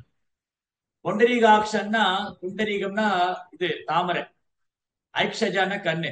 புண்டரீகாட்சன்னா செந்தாமரை கண்ணன். ஓ, மகாபிரபு கீர்த்தனை பாடிட்டு இருக்கும் போது பகவான் கிருஷ்ணரை புண்டரீகாட்சன் சொன்னாரு, செந்தாமரை கண்ணன் இல்லையே, ஏதோ வித்யாநிதி வித்யாநிதின்னு பாடுறாரு. அது யாரு புண்டரீக வித்யாநிதி? எல்லாருக்கும் ஒரே டவுட். யாரு என்ன மகாபிரபு கீர்த்தனம் பாடும்போது புண்டரீக வித்யாநிதி பத்தி சொல்றாரு, யார் அவரு? அப்ப மகாபிரபு சொல்றாரு, நீங்க இன்னும் அவர் பார்த்தது இல்ல. புண்டரீக வித்யாநிதி ஆச்சாரிய நிதி, பிரேம நிதி, ட்ரெஷர். நிதி மீன் ட்ரெஷர், சொத்து. நிதி பிரேம நிதி, பிரேமமே உருவானவர் ஆச்சாரியன். அவர் எனக்கு அப்பா மாதிரி. அவருடைய சங்கத்துக்கு நான் ஏங்கிட்டு இருக்கேன். சைதன்ய மகாபிரபு சொல்றாரு, புண்டரீக வித்யாவோட சங்கத்துக்கு ஏங்கிட்டு இருக்கேன். பகவானே ஒரு பக்தருடைய சங்கத்துக்கு ஏங்குறாருன்னா அவர் எப்பேற்பட்ட பக்தரா இருக்கு. பகவானே ஒரு பக்தருடைய சங்கத்துக்கு ஏங்குறாருன்னா நம்ம எவ்வளவு பக்தர் சங்கத்துக்கு முக்கியத்துவம் தரும். பகவானே ஒரு பக்தருடைய சங்கத்துக்கு ஏங்குறாருன்னா அவர் எப்பேற்பட்ட பக்தரா இருக்கு. அவர் ஒரு நாள் வருவார். புண்டரீக வித்யாநிதி ஈஸ்ட் பெங்கால், கிழக்கு வங்காளத்துல இருக்காரு. இன்னைக்கு அது பங்களாதேஷ். சிட்டகாங் டிஸ்ட்ரிக்ட். சிட்டகாங்ல புண்டரீக் தாம், அதுதான் அவருடைய பர்த் பிளேஸ். அவருக்கு நவதீப்திலே ஒரு வீடு இருக்கு. ஒரு நாள் இங்க வருவாரு, நீங்க எல்லாம் பாப்பீங்க அவரை. நான் அவருடைய சங்கத்துக்காக ஏங்கிட்டு இருக்கேன்னு. அவர் பிரேமத்தின் சொரூபம், பிரேம நிதி அவர். சோ ஒரு நாள் புண்டரீக வித்யாநிதி நவதீப் வந்தாரு. அவரு எந்த மாதிரி பக்தர்னா, அவர் கங்கையில போய் கூட குளிக்க மாட்டாரு. ஏன்னா கங்கையில போய் குளிச்சா எல்லாரும் விளையாடுவாங்க. கங்கைய கங்கையோடைய பொசிஷன் என்ன? கங்கா பதித்த பாவனி. எல்லாம் வந்து பாவத்தை போக்குறதுக்காக கங்கைக்கு போறாங்க, கங்கையில் போய் விளையாடுறாங்க. அதை பார்க்கவே கூடாதுன்னு கங்கை பக்கமே போக மாட்டேன். அவ்வளவு ரெஸ்பெக்ட் கங்கை மேல இருக்கும், அவ்வளவு மரியாதை, அவ்வளவு பக்தி இருக்கும். பெரிய செல்வந்த ஜமீன்தார் அவர். பெரிய மிராஸ் அட்டா மிராஸ் ஜமீன்தார். அப்போ யாரு நவதீபத்துக்கு வந்தாலும் இந்த முகுந்த தத்தா என்ன பண்ணுவாரு, போய் சேவை பண்ண போவாரு. முகுந்த தத்தா அவரும் சேர்ந்து அப்படி க்ளோஸ் அசோசியேட். முகுந்த தத்தா கதாதர் கூட்டிட்டு போவார், கதாதர் பண்டிட். சோ முகுந்த தத்தா கதாதர் ரெண்டு பேரும், முகுந்த தத்தா ஒரு நாள் சொன்னாரு, நவதீபத்துக்கு ஒரு வைஷ்ணவர் வந்திருக்காரு, நான் போய் சேவை பண்ணலாமான்னு. அவர் கதாதர் சொன்னாரு, என்ன எப்படி கேட்டீங்க, நமக்கு வாழ்க்கையே வைஷ்ணவருக்கு சேவை பண்றது தானே. வைணவருக்கு சேவை பண்ணாதானே பகவான் மேல அவங்க கருணை கிடைச்சாதானே பகவான் மேல நமக்கு அன்பு வரும். எனக்கு கிருஷ்ணன் மேல பிரேமம் வரணும்னா அதுக்கு முழுக்க முழுக்க பக்தருடைய கருணை ஆசீர்வாதம் வேணும், அவங்க அன்பு வேணும், அவங்க ஆசீர்வாதம் வேணும். தாராளமா போலான ரெண்டு பேரும் போனா, முகுந்தத்தை ஒரு பெரிய அரண்மனைக்குள்ள கூட்டிட்டு போறோம். பெரிய பேலஸ் அரண்மனை. என்ன வைஷ்ணவருக்கு சேவை பண்ண ஏதோ அரண்மனைக்குள்ள கூட்டிட்டு போறாரு. ஃபுல்லா பளிங்கு கல்லால கட்டப்பட்ட அரண்மனை. அந்த அரண்மனையில போனா ஒரு நல்ல பட்டு வஸ்திரம் எல்லாம் போட்டிருக்காரு. தோத்தி குர்த்தெல்லாம் அப்படி ஜொலிக்குது. சூரியனை போல பிரகாசிக்கிறாரு. அப்படியே நீண்ட கூந்தல், தலைமுடி அப்படியே இங்க தோல் வரைக்கும் இருக்கு. பட்டு மெத்தையில உட்கார்ந்துருக்காரு. பட்டு மெத்தையில தலையணில கையில வச்சுட்டு குக்கா ஊதிட்டு இருக்காரு. குக்கா ஊதிட்டு இருக்காரு, பட்டு மெத்தையில உட்கார்ந்துருக்காரு. சுத்தி 10 பேர் அவர் சுத்தி நிக்கிறாங்க. இந்த பக்கம் 2 பேர் சாமரை வீசுறாங்க, மயிர்பீடி வீசிட்டு இருக்காங்க. இப்படி உட்கார்ந்துட்டு இருக்காரு. அதாவது நினைச்சு அந்த வழி தவறி வந்துட்டோமா, ஏதோ வைஷ்ணவர் வந்திருக்காரு, சேவை பண்ண கூட்டிட்டு போன இங்க ஒரு ஜமீன்தார் உட்கார்ந்துருக்காரு. அவர் என்ன, எந்த மாதிரி இது, என்ன இது, ஏன் இங்க கூட்டிட்டு வந்தாரு, யார் இவரு, ஒருவேளை இவரைத்தான் வைஷ்ணவர் சொல்லி கூட்டிட்டு வந்துட்டாரு, என்ன மாதிரி வைஷ்ணவர் இவரு.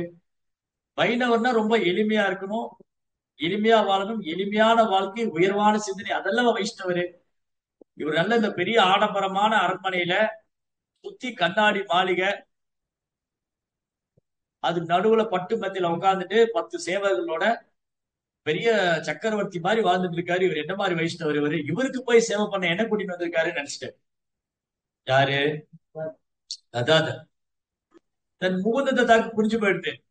முகுந்தத்தை தாக்கு என்ன புரிஞ்சுதுன்னா, கதாதருக்கு சந்தேகம் வந்துருச்சு, குன்றிக்கு வித்யாநிதி எந்த மாதிரி வைஷ்ணவர், ஒரு ஆடம்பரமான வாழ்க்கை வாழ்ந்துட்டு இருக்காரு. ஏன்னா கதாதருக்கு தெரியாது குன்றிக்கு வித்யாநிதி பத்தி. அப்ப முகுந்தாவுக்கு எப்படி தெரிஞ்சது, ஏன்னா Mukunda also from East Bengal, அவரும் கிழக்கு வங்காளத்துல வந்தவர். நம்முடைய வைணவ ஆச்சாரியர் பெரும்பாலான ஆச்சாரியர் வந்து கிழக்கு வங்காளத்து பெங்களாதேஷ் ஆனவர். ஆக்சுவலி பங்களாதேஷ் வந்து புனித புனித பூமி, தாமம். நரோத்தமதாஸ் தாக்கூர், புன்றி வித்யாநிதி, முகுந்த தத்தா, சோ மெனி ஆச்சாரியர்ஸ், எல்லா ஆச்சாரியரும் அங்க தோன்றியவங்க தான். ஆகச்சிறந்த பெரிய வைணவ ஆச்சாரியர். எப்படி வந்து ஆஹ், தமிழ்நாட்டுல நிறைய ஆழ்வார்கள்லாம் தோன்றினாங்க ஸ்ரீ சம்பிரதாயத்துல. தமிழ்நாட்டுல ஸ்ரீ சம்பிரதாயத்துல நிறைய ஆழ்வார்கள்லாம் தோன்றும். அந்த மாதிரி ஈஸ்ட் பெங்கால், கிழக்கு வங்காளத்துல நிறைய ஆச்சாரியர், நம்முடைய ஆச்சாரியர் கிழக்கு வங்காளத்துல தோணும். அப்ப என்ன ஆயிடுச்சு, முகுந்தனுக்கு தெரியும் குன்றி வித்யாநிதி எப்பேற்பட்ட பக்தர். இப்ப கதாதருக்கு சந்தேகம் வந்துருச்சு, இவர் எந்த மாதிரி பக்தர்.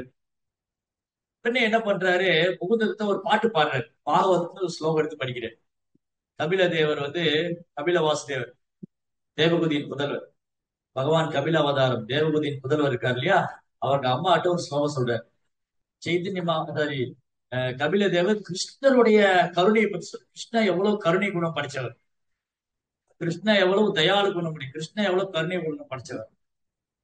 அதோ பாக்கியம் ஸ்தான கால கூடம் ஜிகம்சயா தாய அபி அசாத்பிபி லேபே கதிதம் சிதம் ததோன்யம் கம்பா தயாலு சன்னம் பிரபஸ்தே.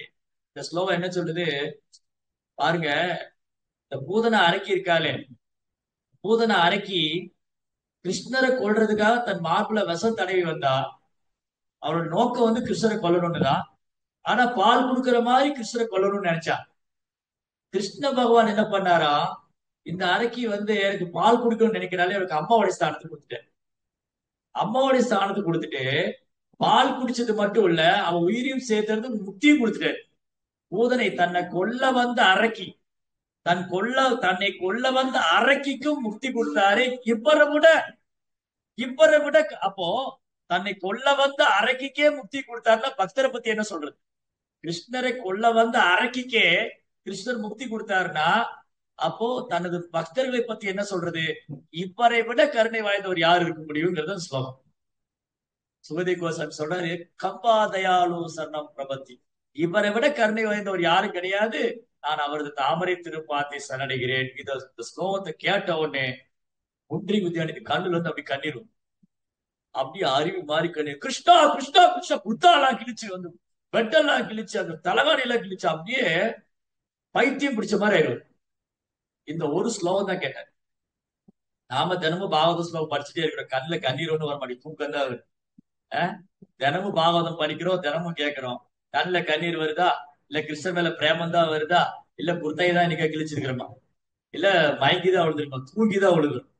பாகவதம் படிக்கும்போது தூங்கிதான் விழுகும், படிக்கும் போது தூங்கி விழுகிறோம், கேட்கும் போது தூங்கி விழுகிறோம். ஒரு வகையில சந்தோஷப்படலாம், நிறைய பேர் தூங்க முடியாம கஷ்டப்படுறான். இஸ்கான்ல வந்து தூங்க வாசிக்கல. சோ குண்டலினி வித்யாநிதி ஒரு ஸ்லோகம் தான் கேட்டாரு பாகவத்துல. நம்ம 18,000 ஸ்லோகம் பிரபு சொல்லிட்டு நான் படிச்சு முடிச்சேன், நானும் படிச்சு முடிச்சேன், யாருக்கு பிரேமமே வர மாட்டேங்குது கிருஷ்ணர் மேல, இல்லையா? அவர் ஒரு ஸ்லோகம் தான் கேட்டாரு, அந்த 8 சாத்விக பாவம் அவர் உடம்புல வந்தது. குண்டலினி வித்யாதர் உடல்ல 8 சாத்விக பாவம், கண்ணுல இருந்து அருவி மாறி கண்ணீர் வருது, உடம்பெல்லாம் மயிர் குத்திடுது, நான் தழுதழுக்குது, தொண்டையில அடிச்சு கிருஷ்ணா கிருஷ்ணா கிருஷ்ணா உருள்றாரு, பெறல்றாரு. 10 பேரு 10 குண்டர்கள் பிடிச்சு அவரை நிறுத்த முடியல. அவரை 10 குண்டர்கள் பிடிக்கிறாங்க, அவரை பிடிக்க முடியல. தரையில உருண்டு பெரண்டு அந்த அந்த கொஞ்ச நேரத்துல அந்த அறையே அலங்கோலமாயிரு, அப்படி பஞ்செல்லாம் காத்துல பறக்குது, அப்படியே மயங்கி விழுந்துட்டாரு. கிட்டத்தட்ட 6 மணி நேரம், 1 மணி நேரம் 1 நிமிஷம் 1 நிமிஷம் 2 நிமிஷம் இல்ல, 6 மணி நேரம் சமாதியிலே இருந்தார், ஈஸ்வருடைய நினைவுலே இருந்தார். அதுக்கப்புறம் கொஞ்சம் கொஞ்சமா நினைவு வந்தது. இவருக்கு நினைவு வந்ததுக்கு அப்புறம் தான் அங்க என்ன நடந்தது பாக்குறேன். எல்லாம் அப்படியே தூண் மாதிரி நிக்கிறாங்க தப்பிச்சு போய். இவருக்கு என்ன ஆச்சு? சட்டையை கிழிச்சு பெத்தையை கிழிச்சு அந்த ரூமே வந்து அப்படி காத்துல அந்த பஞ்செல்லாம் பறக்குது. கதாதர் வந்து அழ ஆரம்பிச்சிட்டாரு, ஐயோ நான் பெரிய அபராதம் பண்ணிட்டேனே, வைஷ்ணவருக்கு நான் தெரியாம அபராதம் பண்ணிட்டேன், அவரை போய் நான் வந்து ஒரு பௌதிகவாதி நினைச்சிட்டு அவர் வெளி தோட்டத்துல அடையாளம் பண்ணிட்டேன். இவர் என்ன ஒரு பெரிய செல்வந்தர் தானே, நல்லா புலன்பார் முடிச்சிட்டு இருக்காரு, இவ்வளவு வேலைக்காரங்க, பட்டு மெத்தை என்ன, பட்டு வஸ்திரம் என்ன, இவர் எந்த மாதிரி வைஷ்ணவர் நினைச்சு பெரும் அபராதம் செய்து விட்டேன்னு அழற. முகுந்தாட்ட போய் சொல்றாரு, ஐயோ நான் அபராதம் பண்ணிட்டேனே, என்ன பண்றது? இதுக்கு ஒரே வழிதான் இருக்கு, நான் அவருடைய தாமரை பாதங்களை சரணடை, அவருடைய தாமரை பாதங்களை பிடிச்சு கொண்டு அவரே எனக்கு குருவாரு. ஓடி போய் புன்றிக்கு வந்து தாமரை பார்த்து பிடிச்சிட்டாரு, என்ன உங்க சீடரா ஏத்துக்கங்க. புன்றிக்கு வித்யாநிதி அப்படி கதாதர தோளோடு எடுத்து கட்டி தழுவிக்கிட்டாரு. உங்களை மாதிரி ஒரு சீடர் கிடைச்சது நான் செஞ்ச பாக்கினேன். கதாதர் வந்து குழந்தை பிராயத்துல இருந்து பௌதிகத்துல நாட்டமே கிடையாது. பௌதிக பற்றுதல், பௌதிக துளி கூட கிடையாது, ஆக சிறந்த ஒரு பக்தர். அந்த மாதிரி ஒரு சீடர் கதாதரை புகழ்றாரு புன்றிக்கு வித்யாநிதி. அப்புறம் கதாதர் போய் சொன்னார் சைத்தன்ய மகாபிரபு, நான் புன்றிக்கு வித்யாநிதி குருவா எடுத்துட்டேன். மகாபிரபு ரொம்ப சந்தோஷம், எஸ் ஆச்சாரியா. அந்த புண்டிரி வித்யாநிதி என்ன பண்ணாரு, ஒரு நாள் ஜெகநாத் பூரிக்கு வந்தாரு. இன்னைக்கு வந்து ஜெகநாத் பூரியில ஓடன சஷ்டின்னு ஒரு ஃபங்க்ஷன் நடத்துவாங்க. சஷ்டி மீன்ஸ் 7th டே, சஷ்டினா 6வது நாள், 6th டே. சஷ்டினா 6th டே, 6வது நாள். ஓடன சஷ்டி அப்படின்னா இப்ப குளிர்காலம் தொடங்க போகுது. குளிர்காலம் தொடங்குறதுனால பகவானுக்கு கம்பளி வஸ்திரம் எல்லாம் போடுவாங்க, ஷாலு எல்லாம். நிறைய பக்தர்கள்லாம் ஷாலு, ஸ்வெட்டரு, கம்பளி வஸ்திரம் எல்லாம் கொண்டு உலன் உலன்ல இதெல்லாம் கொண்டு வருவாங்க, கம்பளி எல்லாம் கொண்டு வருவாங்க. ஸோ ஜெகநாதர் என்ன பண்ணாரு, புண்டரீக வித்யாநிதி அப்போ ஜெகநாத் பூரிக்கு வந்திருந்தார். சைதன்ய மகாபிரபு தங்கி இருக்கும் போது அவர் ஒன்னா ஜெகநாத் பூரிக்கு வந்தார். இவரு இந்த புண்டரீக வித்யாநிதியும் ஸ்வரூப் தாமரும் ரொம்ப க்ளோஸ் ஃப்ரெண்டு, நெருங்கிய நண்பர்கள். புண்டரீக வித்யாநிதியும் ஸ்வரூப் தாமோதர் கோஸ்வாமி. ஸ்வரூப் தாமோதர் கோஸ்வாமி யாரு? சைத்தன்ய மகாபிரபு பர்சனல் செக்ரட்டரி, அவங்க லலிதா சகி. கிருஷ்ணலீலையில லலிதா சகி தான் சைதன்ய லீலையில ஸ்வரூப் தாமோதராவது இருக்கு. அப்ப லலிதா சகி யாரு கூட ரொம்ப க்ளோஸ்? ராதாராணி. புண்டரீக வித்யாநிதி யாரு? ராதாராணியோட அம்மா. சோ ஆல்மோஸ்ட் பாத்தீங்கன்னா கிருஷ்ணலீலையில இருக்கிறவங்க தான் சைதன்ய லீலையில. சரி, 2 பேர் போனாங்க, ஜெகநாத தரிசனம் பண்ண போனாங்க. ஸ்வரூப் தாமோதரரும் புண்டரீக வித்யாநிதி 2 பேர் போனாங்க. அங்க போனா ஜெகநாதருக்கு வஸ்திரம் எல்லாம் அர்ப்பணம் பண்றாங்க. நிறைய பேர் புது வஸ்திரம் எல்லாம் கொண்டு வராங்க, கம்பளி எல்லாம் கொண்டு வராங்க. அதுல எல்லாம் கஞ்சி பசையெல்லாம் இருக்கும். புது ட்ரெஸ்ல வந்து கஞ்சி பசை இருக்கும். அதை வந்து வாஷ் பண்ணிட்டு அப்புறம் யூஸ் பண்ணணும். நாமளே ஒரு புது ட்ரெஸ் எடுத்தோம்னா அதை வாஷ் பண்ணிட்டு போடணும். இல்ல கஞ்சி பசையெல்லாம் இருக்கும். என்ன பண்றாங்க, அது பகவானுக்கு யூஸ் பண்றது வாஷ் பண்ணாம அப்படியே போடுறாங்க. யாரெல்லாம் புது ட்ரெஸ் கொண்டு வந்து தர்றாங்களோ அந்த புது வஸ்திரங்களை அப்படியே ஜெகநாதர் மேல சாத்துறாங்க. இத புண்டரீக வித்யாநிதி பார்த்துட்டாரு. என்ன அபத்தமா இருக்கீங்க, என்ன காரியம் பண்றாங்க, அவர் பகவான் ஜெகநாதர், அவருக்கு போய் இந்த வஸ்திரத்தை அப்படியே சமர்ப்பணம் பண்றாங்க. இதை வாஷ் பண்ண வேண்டாமா, கழுவ வேண்டாமா, என்ன மாதிரி இங்க சேவை பண்ணிட்டு இருக்காங்க அப்படின்னு கோச்சுக்கிறாரு. அவரு ஸ்வரூப் தாமர் சொல்றாரு, என்ன இங்க இப்படி பண்றாங்க ஜெகநாதர் கோயில்ல? ஜெகநாதர் பரம புருஷோத்தமனான முழுமுதற் கடவுள். அவருக்கு கொடுக்குற வஸ்திரம் ரொம்ப கழுவி வாஷ் பண்ணி அந்த கஞ்சி பசையெல்லாம் எடுத்துட்டு நல்லா கொடுக்க வேண்டாமா? இப்படியா பண்றது? அப்ப ஸ்வரூப் தாமர் சொல்றாரு, விட்டுங்க, ஜெகநாதரே ஏத்துக்கிட்டாரு, உங்களுக்கு என்ன பிரச்சனை? நீங்க அதெல்லாம் பார்க்காதீங்க. வந்தீங்களா, ஜெகநாத் தரிசனம் பண்ணுங்க, ஜெகநாத பத்தி பாடுங்க, கேளுங்க, பிரசாத் சாப்பிடுங்க, போங்க. இதெல்லாம் பார்க்க கூடாதுங்க. இல்ல இல்ல, நான் ஒத்துக்க முடியாது, என்னால ஒத்துக்க முடியாது. அது எப்படி கோயில் எப்படி சேவை பண்ணலாம்? இல்லையா? நம்ம வந்து கோயில்ல இருக்கோம், யாராவது ஒருத்தர் ஏதோ ஒரு துணி எடுத்துட்டு வந்து நீங்க பகவானுக்கு கொடுங்கன்னு சொன்னா உடனே கொடுத்துருவோமா?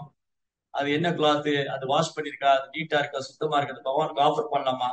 இதெல்லாம் செக் பண்ணுவோம். As a பூஜாரியோட duty. பூஜாரியோட வேலை என்னன்னா, யார் இன்னொன்னு கொடுத்தாலும் ஜெகநாத் ஆஃபர் பண்ணிட முடியாது. திடீர்னு ஒரு வீட்டுல சமைச்சிட்டு வந்து ஜெகநாத் ஆஃபர் பண்ணுங்க ஆஃபர் பண்ண முடியாது, இல்லையா? சோ கோயில்ல சில சட்டத்திட்டங்கள்ல உண்டு. கோயில்ல பூஜாரிக்கும் விக்கிரகத்துக்கு சேவை பண்ணக்கூடிய பூஜாரி சில சட்டத்திட்டங்களை பின்பற்றணும். இல்லாட்டி அது சேவா அபராதம் ஆயிடும். கோயில்ல சேவை பண்ணக்கூடிய பூஜாரி வந்து பகவானுக்கு சேவை பண்ற பூஜாரி அந்த கர்ப்ப கிரகத்துல என்ன கொண்டு போகணும், என்ன பண்ணணும், அதெல்லாம் ஒரு வரையறை இருக்கு, ஒரு சட்டத்திட்டம் இருக்கு. அந்த ரூல்ஸ் அண்ட் ரெகுலேஷன் ஃபாலோ பண்ணணும். இல்லாட்டி சேவா அபராதமாய் ஒரு தண்டனை பெறும். இதெல்லாம் கருத்தில் கொண்டு பேசுற யாரு? புண்டரீக வித்யாநிதி. கோயில்ல போய் பகவானுக்கு எல்லாம் பண்றாங்க. அத வஸ்திரம் துவைக்கவே இல்லை, கழுவவே இல்லை, அப்படியே போடுறாங்க. ஸ்வரூப் தாமர் சொல்ற, விடுங்க, ஏன் அதை பத்தி நினைக்கிறீங்க? இல்ல இல்ல, இதெல்லாம் என்னால ஒத்துக்கவே முடியாது. சரி, 2 பேரும் அன்னைக்கு எல்லாம் இதெல்லாம் பேசிட்டு அதை போய் ஜெகநாத் தரிசனம் பண்ணிட்டு அந்த ஓணம் சஷ்டி அன்னைக்கு இது நடந்தது. என்ன பண்ணிட்டாங்க, திரும்ப போனாங்க. போய் 2 பேரும் அவங்க ரூம்ல ரெஸ்ட் எடுக்கிறாங்க. நைட்டு ஸ்வரூப் புண்டரீக வித்யாநிதி தூங்கிட்டு இருக்காரு. நல்ல ஜெகநாத் வந்து பலார் பலார்னு அரையிறாரு. பலார் பலார் பலார்னு அரை உழுகுது, கண்ணெல்லாம் வீங்குது. ஓ, புண்டரீக வித்யாநிதி கண்ணை திறந்து பார்த்தா ஜெகநாதர் பலராமன் நிக்கிறாரு முன்னாடி. ஜெகநாதர் வந்து பலார் பலார்னு அரையிறாரு. பலராமன், விடாதவனை விடாத, போடு இன்னும் நல்லா. சுபத்ரா சொல்றா, ஐயோ பாவம் விட்டுடுங்க. சுபத்ரா சொல்றாங்க, பாவம் விட்டுடுங்க அவரை. பலராமன் சொல்ற, இல்ல இல்ல, விடக்கூடாது அவரை, இன்னும் 2 அடி கொடுங்க. ஜெகநாதர் பலார் பலார்னு விடுறாரு. புண்டரீக வித்யாநிதி கண்ணை திறந்து பார்த்தா ஜெகநாதர் அரைஞ்சிட்டு இருக்காரு. கண்ணை விட்டு பூசணிக்காய் மாதிரி வீங்கிருச்சு.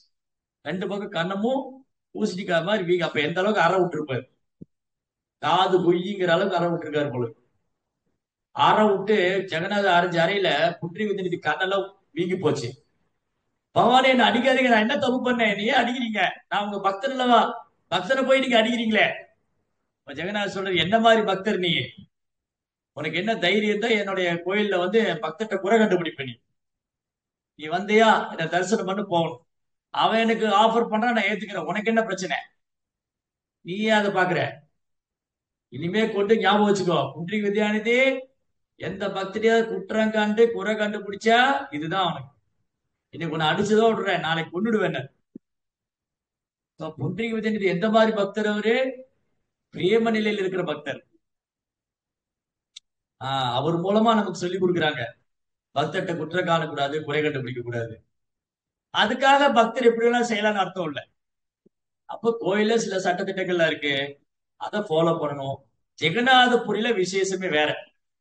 அங்க பக்தன் என்ன பண்ணாலும் பகவான் ஏத்துக்கிறார். அது அவங்களுக்குள்ள அன்பு பரிமாற்றம். காலையில சொரூப் தாமோதர் கோயில்ல மங்களாரத்திக்கு போனாரு. அப்ப புண்டரீக எனக்கு வரல. என்ன ஆச்சு காலையில வரலையேன்னு சொல்லிட்டு ஒரு வீட்டுக்கு போறாரு. அவர் பாக்குறது கதவு அடைச்சிருக்கு. இவர் கதவை தட்டுறாரு. சும்மாதான் சாத்தி திறந்து உள்ள போனாரு. ஒரு உட்கார்ந்து இருக்காரு. கண்ணெல்லாம் வீங்கி இருக்கு. புண்டரீகா, ஏன் இன்னைக்கு தர்சனுக்கு வரல காலையில? ஆமா, உனக்கு என்னாச்சு கண்ணெல்லாம் இப்படி வீங்கி இருக்குன்னு? முதல்ல உள்ள வாங்க, கதவை சாத்துங்க. கதவை சாத்துக்கு உள்ள வாங்க. என்ன நடந்தது? நேத்து நான் உங்ககிட்ட சொன்னேன் இல்லையா, இந்த கோயில்ல என்ன இந்த மாதிரி எல்லாம் பண்றாங்க, இப்படி போய் வஸ்திரம் போடுறாங்க, இந்த மாதிரி எல்லாம் பண்ற, இது தப்புன்னு சொன்னல. அதுக்கு ஜெகநாத் நைட்டு நல்லா சமத்தியா கொடுத்தாரு. சமத்தியா கொடுத்தாரு. அவர் சொன்னாரு, எனக்கு என்ன தைரியம் இருந்தா என் பக்தர்கிட்ட குற்றக்காரரை குறை கண்டுபிடிப்பேன், என்னோட நிப்பாட்டி கொடு. அப்போ ஜெகநாதரே நேர்ல இவரை திருத்தி ஆட்கொண்டிருக்காரு. சொரூப் தாமர் சொல்ற, நீ என்ன பாக்கியம் பண்ணிருக்க, பகவானே விட்டு அன்பு செஞ்சிருக்காரு.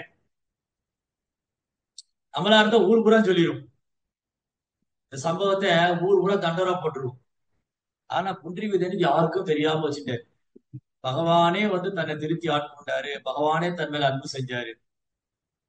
இதுதான் ஒரு தூய பக்தருக்கும் நம்மள மாதிரி உள்ளவங்க அடையாளம். நாமளா இருந்தா கோயிலை விட்டு ஓடிடும். இதெல்லாம் கத்துக்கணும். எந்த அளவுக்கு பக்தியில கிருஷ்ண உணர்வுல முன்னேற்றம் அடையணும். எனக்கு கிருஷ்ண பிரேமம் வரணும் அப்படின்னா, கிருஷ்ண பிரேமம் வேணும்னா நான் எந்த பக்தியும் குற்றம் காணக்கூடாது, குறை கண்டுக்கணும். இந்த அனர்த்தங்கள் இருக்கிற வரைக்கும் வராது. இந்த அனர்த்தங்கள் இருக்கிற வரைக்கும் குற்றம் காண்றது, குறை கண்டுபிடிக்கிறது, அவதூறு பேசுறது, உள்ளொன்று வைத்து புறமொன்று பேசுவது, பின்னாடி போய் பேசுறது, அந்த பக்தர் போய் இன்னொருத்த சொல்றது, இன்னொருத்தர் சொல்றது, அவர்கிட்ட சொல்றது, இந்த காஸ்பிங் பண்றதெல்லாம் வரும். இதெல்லாம் விட்டாதான் பக்தியில அடுத்த ஸ்டேஜ். இந்த அனர்த்த நிவர்த்திஷா போனாதான் நிஷ்டா. நிஷ்டாக்கு அப்புறம் ருச்சி, ருச்சிக்கு அப்புறம் ஆசக்திக்கு அப்புறம் பாவம், அப்புறம் பிரேமம் எங்கேயோ இருக்கு. அது ரொம்ப தூரத்துல இருக்கு. இது அட்லீஸ்ட் நம்ம இந்த அனர்த்தங்களை தவிர்க்கிறதுக்காக முயற்சி பண்ணிட்டே இருக்கு. எல்லா அனர்த்தங்களும் போகணும். குற்றம் காண்பது, குறை கண்டுபிடிக்கிறது. அப்புறம் 2 பேரும் போய் ஜெகநாத் தரிசனம் பண்ண போனாங்க, இந்திரிக வித்யாநிதியும் சொரூப் தாமோதர். சோ வருஷம் ஓடன சஷ்டி அன்னைக்கு ஜெகநாதருக்கு கம்பளி வஸ்திரம்லாம் ஆஃபர் பண்ணுவாங்க. குளிர்காலம் தொடங்க போகுது. பகவானுக்கு ஏது குளிர்? ஏன் பகவானுக்கு குளிருமா என்ன? மாதங்களே நான் மார்கழியா இருக்கேன்னு சொல்லியிருக்கேன். மார்கழி மாதம் தான் குளிர் அதிகம். அந்த மார்கழி மாதமே கிருஷ்ணரை பிரதிநிதிக்கிறது தான். அப்புறம் எதுக்கு பகவான் கம்பளி? பகவானுக்கு குளிர் அடிக்குமா என்ன? அப்புறம் எதுக்கு கம்பளி வரும்?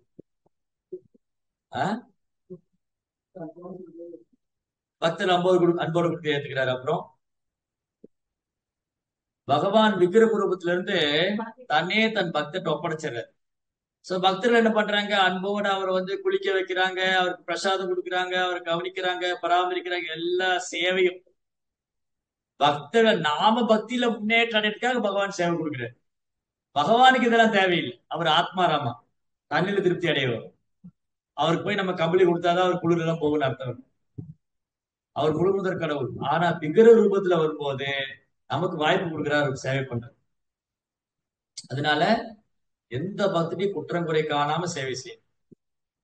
அதுக்காக இப்படி எல்லாம் செஞ்சிருக்குன்னு கோயில் எப்படி வேணாலும் சேவை பண்ணலாம்னு அர்த்தம் இல்லை. அதே சமயம் ஆச்சாரியர் நமக்கு என்னென்ன சொல்லி கொடுத்திருக்காரோ சட்டத்திட்டங்களை ஃபாலோ, சட்டத்திட்டங்களை பின்பற்றும் போதுதான் படிப்படியா நமக்கு கிருஷ்ணன் மேல அன்பு ஏற்பட்டு பிரேமமா மாறும். ஹரே கிருஷ்ண. பாகவதம் கி ஜெய்.